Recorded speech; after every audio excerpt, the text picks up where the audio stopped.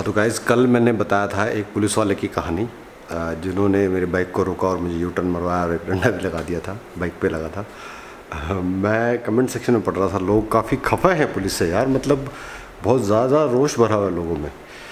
दोस्तों, मैं इस बात की खुशी मना रहा हूँ कि पुलिस वाले ने मुझे उतार के बनाया नहीं मतलब चाहता बना लेता, मैं क्या कर लेता है, कानून वानून कुछ नहीं है भाई साहब। कोरोना टाइम में जिसका नंबर आ गया वो फंस गया, कोई नहीं देखा गया। आप डॉक्टर थे, जब उसका ऑर्डर था कि वहाँ से वापस मुड़ो तो वापस मुड़ो। पुलिस वाला सिर्फ अपना ऑर्डर फॉलो कर रहा था जो कि डीसी साहब ने फरीदाबाद में जारी कर रखे थे। मुझे भी पता था ऑर्डर है, बट मेरी बेवकूफ़ी थी, मैं वहाँ से गया।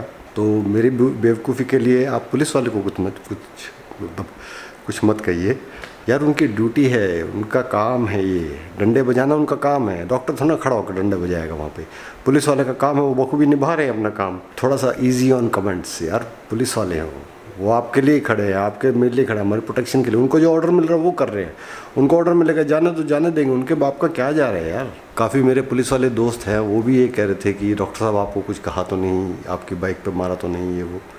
मुझे किसी से कोई शिकायत नहीं है। मुझे उस पुलिस, मैंने बस एक शेयर किया था आप लोगों से कि यार ऐसे ऐसे हुआ, मुझे नहीं पता था ये रिएक्शन हो। मुझे लगा लोग ये कहेंगे कि यार तुम अच्छी बेवकूफ़ डॉक्टर हो, जब ऑर्डर्स थे तुम्हारे पास, तुम्हें पता था वहाँ से नहीं आना, डॉक्टर हो तुम, उधर से क्यों गए और क्यों पुलिस वाले को बोला कि मुझे जाने दो। जब पता है तो वहाँ से यू टर्न मारना था, सिंपल।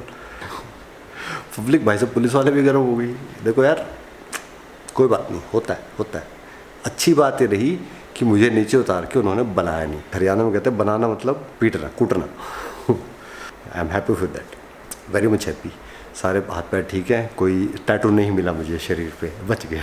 और बाइक पे भी कुछ नुकसान नहीं हुआ यार, मजबूत बाइक है, इतनी आराम से थोड़ी ना स्क्रैच आ जाएगा। लाइट नहीं थी। कहाँ? ऑफिस में? घर पे सीढ़ियों से आई हूँ, लिफ्ट नहीं चल।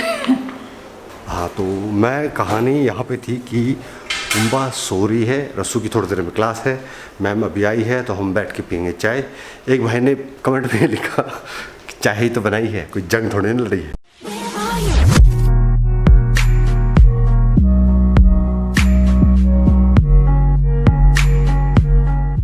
अपने एक सब्सक्राइबर हैं मिस्टर जसमीत लांबा जी, उनका एक सवाल आया मेरे पास कि अभी क्योंकि डेंटल जो ओपीडीज़ हैं वो बंद है, जो डेंटिस्ट की जो क्या बोलते हैं, क्लिनिक, हाँ क्लिनिक बंद है, तो इस बारे में कुछ सलाह चाहिए थी उनको कि थोड़ा बहुत डेंटल ज्ञान दिया जाए। अपने को तो बिल्कुल भी नहीं है, थोड़ा बहुत जो मैम को है वो उनसे शेयर करते हैं। नाराज़ ना हो जाए कहीं। हाँ, तो मैम से सवाल पूछते हैं कुछ डेंटल के बारे में। मैम, आपका स्वागत है हमारे IMP चैनल पर। वो जो आपने लाइन बोली ना, थोड़ा बहुत ज्ञान है, वो भी बिल्कुल फिट हो रही है, क्योंकि मेरे को प्रैक्टिस छोड़े भी हो गए 7-8 साल हो गए। 7 साल? हाँ, तो फिर अब वो थोड़ा बहुत ज्ञान है ना, नई चीज़ें आई होंगी, वो अभी पूरी तरह अपडेट नहीं है, क्योंकि अब सिलेंडर आते घूमते दिमाग में, जो दांत घूमते थे वो दिमाग में वो नहीं रहे अब। तो अब सिलेंडर के बारे में कोई सवाल पूछना हो तो आप बेधड़क पूछ सकते हो, एकदम से फटाफट भाग के जवाब देंगी। तो पहला सवाल मेरा मैम के लिए आपके कंप्यूटर स्क्रीन पर ये रहा। मैम, डेंटल पेन, दांत का दर्द क्यों होता है?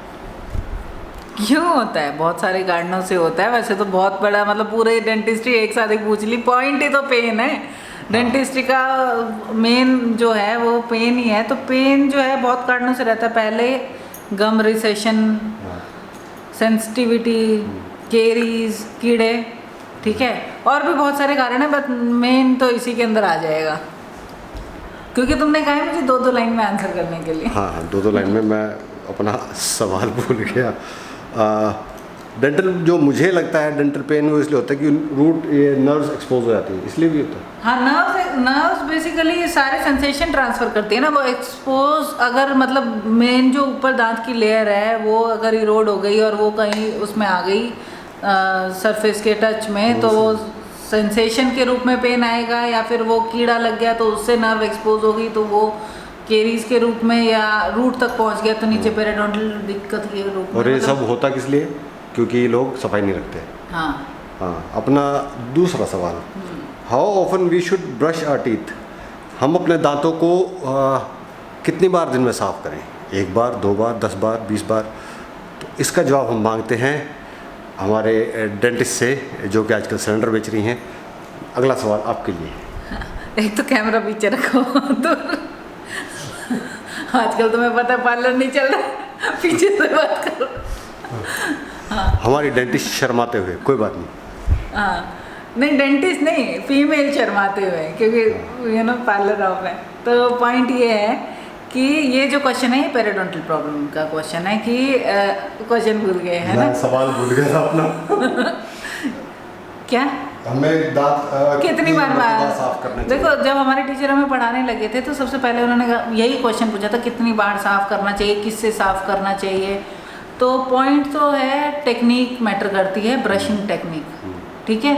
अच्छा, और करना 2 टाइम इसलिए बोलते हैं कि एक जब आप सो के उठते हो, आपकी रात भर ओरल कैविटी जो है वो बंद, उसके अंदर आगे बैक्टीरियाज और भाग रहे होते हैं मुंह के अंदर, तो उठते ही, और एक सोते टाइम बोलते हैं। बाकी आप हर खाने के बाद में कुल्ला करोगे तो उसमें क्या है, आपके जो भी दांत के बीच में खाना फंस रहा है वो निकल रहा है, तो केरीज होने के चांसेस कम हो जाते हैं। ओके, अगला सवाल भी मेरा मिलता जुलता ही है यार, एक तो है ना लॉक हो गया, बस I will be a very bad TV host. Which is more important, toothpaste और टूथब्रश?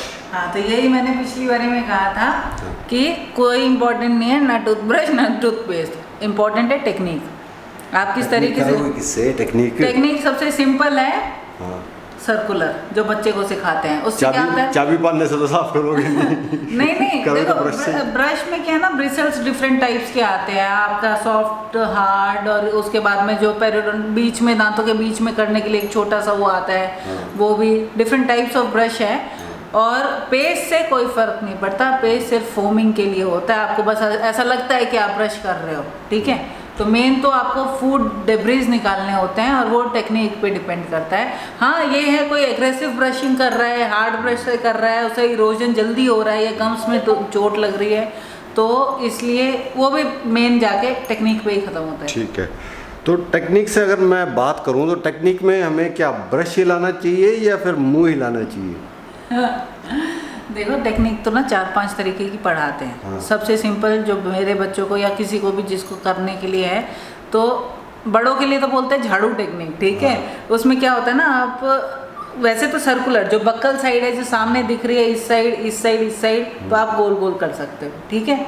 और जो अंदर की साइड है, वहाँ पे आपको ब्रश को एक एंगल पे रखना है नीचे को, और फिर उसके ऊपर धक्का देना है, हाँ, ताकि वो ऊपर नीचे से, जो यहाँ से झाड़ू, यहाँ से झाड़ू, बहुमूल्य वस्तु जो फंसी है वो निकल जाए। हाँ। अच्छा। और ये सारी तरह से लोग जल्दी जल्दी में क्या करते हैं, बस यूं खत्म। तो जो डिपॉजिट्स हैं वो तो पूरे निकलते ही नहीं है। लास्ट बट वन क्वेश्चन है, if you are given a choice between RCT और tooth extraction, which one would you opt for? मतलब अगर आपको आरसीटी, रूट कैनाल ट्रीटमेंट का ऑप्शन दिया जाए या टूथ एक्सट्रैक्शन का ऑप्शन दिया जाए, तो उसमें से कौन सा चूज़ करना चाहिए? वो तो पेशेंट पे डिपेंड करता है ना, डॉक्टर को तो ट्रीटमेंट करना है। अगर पेशेंट, बहुत सारी चीज़ें मैटर करती है पेशेंट। सलाह दोगे? मैं तो आरसीटी के लिए ही दूंगी। हाँ, नहीं, बात वैसा बनाने की, वही तो मैं कहने वाली थी, तुमने पहले बोल दिया कि बहुत सारे फैक्टर्स ये हैं, एज भी है, और उसके बाद कंडीशन टूथ की, फिर उसके बाद में प्राइस, बहुत चीज़ें मैटर करती है। मैं आरसीटी की प्रेफरेंस इसलिए दूंगी क्योंकि जो इन दी एंड सभी को डेंचर पे जाना है, 60 के बाद जाएगा कोई, 65 के बाद जाएगा कोई, 40 पे ही चला जाएगा, ठीक है। तो जो डेंचर पे जाएगा पेशेंट, जितने लंबे टाइम तक आपका नेचुरल टूथ रहता है कैविटी के अंदर, मतलब रूट्स रहती है, उतने टाइम तक आपके जो बोन स्ट्रेंथ है वो बनी रहती है। आपने दांत निकाला और वो बोन वो श्रिंक करने लग जाएगी, रिसेस करने लग जाएगी, तो जो डेंचर जिस एज में आपके लगेगा वो उबड़ खाबड़ होने लगेगा, ठीक है। तो मैक्सिमम जब तक आप प्रोलॉन्ग कर सको उतने तक दांत बचाना ही चाहिए, नेचुरल जो है, ठीक है। और आजकल तो सप्लीमेंट्स भी आ गए हैं, आप मतलब वो स्क्रू डाल के वो जो क्या कहते हैं, हाँ, इम्प्लांट, हाँ देखो नाम बोलने लगे भाई साहब, भूल गई, सही में भूल गई। और आज का हमारा आखिरी सवाल, एज यू नो अभी लॉकडाउन है और किसी डेंटल, मतलब जो कमेंट्स में आता है कि डेंटल की दुकान नहीं खुली है क्लिनिक नहीं खुला है बेसिकली, तो पेन के लिए क्या करना चाहिए? पेन किलर खा लेना चाहिए या दर्द को सहन करते रहना चाहिए? बॉस, मैं आपको बता दूं कि जो डेंटल पेन है, it is second worst pain in this world. पहला पेन लेबर पेन है, जब माँ किसी बच्चे को जन्म देती है, वो सबसे भयंकर पेन होता है। उसको श्रेणी 1 में, मतलब कैटेगरी 1 में रखा गया है, और जो डेंटल पेन है वो कैटेगरी 2 में आता है। तो ये ऐसे सिचुएशन में क्या किया जाए जबकि आपका सब कुछ लॉकडाउन है, सॉल्यूशन बताइए। पूछते हैं अगला सवाल मैडम से। कैमरा पीछे करो। देखो क्या पेन के लिए क्या करें? पेन तो देखो, अब वो ना एरोसोल वाला ट्रीटमेंट तो कोई हो नहीं रहा, और मुझे लगता नहीं जब तक कि कोरोना की वैक्सीन नहीं आ जाती कोई करेगा भी, ठीक है। फिर भी पीपी किट पहन के और बिल्कुल इमरजेंसी जो है बिल्कुल टाई वाली है तब तो वो कर रहे हैं। अदरवाइज जो है आप अभी 1-2 साल अपने दांत कैसे मैक्सिमम बचा के रखें ताकि ना कुल्ला, ठीक है, ब्रश ठीक टाइम पे। जिनको हो रखा है वो अगर ज़्यादा पेन रहता है तो माउथ वॉश यूज़ कर सकते हैं, ठीक है। और उसके अलावा जो पेन किलर्स अगर आप जानना चाहते हो तो वो कीटोरोल DT है जो काफ़ी स्ट्रॉन्ग है। उसके अलावा स्वेलिंग अगर आ रखी है तो फिर एंटीबायोटिक, और ये सब कुछ ना डिपेंड करता है डोज और सब कुछ मेडिकल हिस्ट्री के ऊपर। जिसका पहले से ट्रीटमेंट चल रहा है उसको तो अपने डॉक्टर को ही कंसल्ट करना चाहिए, क्योंकि बच्चों के लिए अलग डोज है, बड़ों के लिए अलग डोज है, किसी की क्लिनिकल हिस्ट्री है और भी BP शुगर मतलब और भी प्रॉब्लम्स है, तो सबका सेम रिकमेंडेशन तो हो नहीं सकता, ठीक है। पर मेंटेन करने के लिए ब्रश करो, माउथ वॉश यूज़ करो, और ये भी नहीं कि माउथ वॉश मतलब पूरे साल भर यूज़ कर रहे हो, उससे स्टेनिंग भी होती है तो तो ये थी आज की हमारे डॉक्टर साहिबा जो कि अपनी डेंटिस्ट की प्रैक्टिस छोड़ चुकी हैं और आजकल सिलेंडर संभाल रही हैं। 7-8 साल हो गए प्रैक्टिस छोड़े, तो हो सकता है कुछ इनको जो याद हो उनकी इन्फॉर्मेशन सही भी निकले।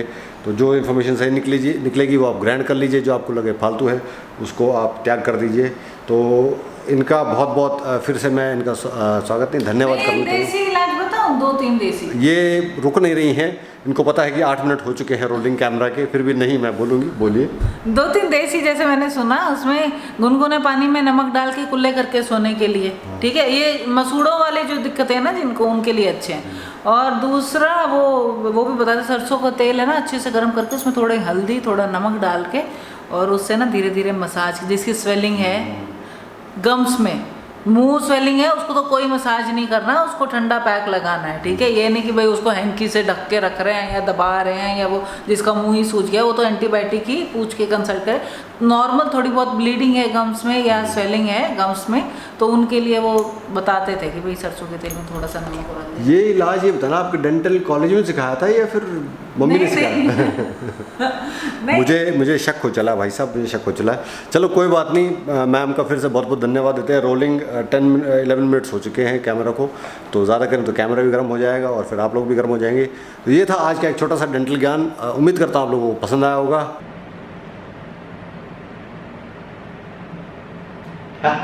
ठीक है, बहुत अच्छा बना। बहुत बढ़िया। मेन तो पता क्या है ना, ब्रश ब्रश। दोस्तों उम्मीद कर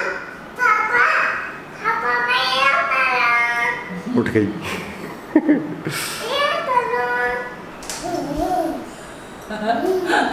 So guys, that would be all from my side. It's Vishnu. Take care. Bye bye. Keep watching. Do like, comment, share और बताइएगा मुझे कैसे लग रहे हैं मेरे व्लॉग्स। मैम का भी बहुत बहुत धन्यवाद जो हमारा इतना साथ निभा रही है। सच बताऊं, मुझे ज़्यादा मज़ा डेंटल प्रैक्टिस के बारे में बात करने में आता है देन के वो cylinder.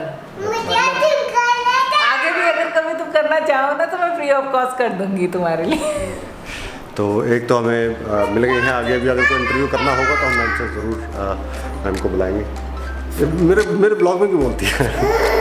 Well guys, take care. Bye bye. I love you. Been a little too nice to y'all. Now I gotta up price for y'all.